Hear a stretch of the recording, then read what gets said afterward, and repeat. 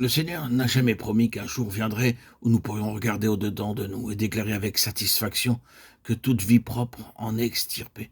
Si nous croyons vraiment la parole de Dieu quand elle proclame que nous sommes morts avec Christ, et si nous comptons sur Christ vivant en nous pour manifester sa vie par nous, les autres verront qu'il en est ainsi, tandis que nous serons occupés de Christ.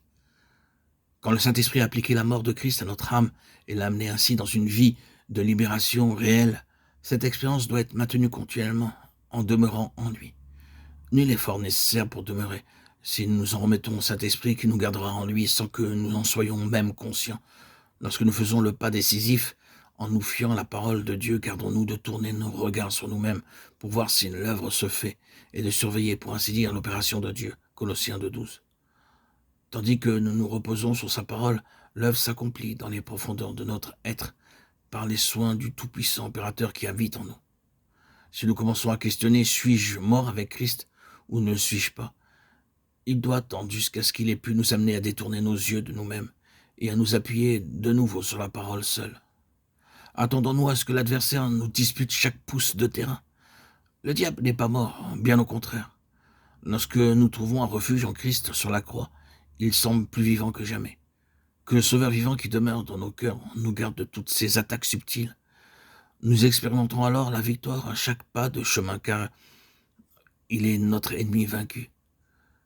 Rappelons-nous que c'est en vain que nous demandons à Dieu de nous affranchir de nous-mêmes si nous retenons volontairement une seule chose qui serve les intérêts de la vie propre.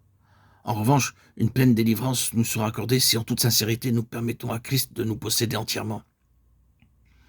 Et si nous déposons à la croix d'une manière toute pratique chaque élément nouveau de la vie propre, dès qu'il nous est révélé, nous ferons bien aussi de nous souvenir que la méthode de Dieu à notre égard est de ne pas permettre qu'une épreuve nous soit enlevée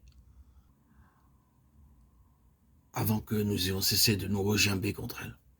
Par conséquent, il nous est plus avantageux de dire tout de suite « Oui, Seigneur ».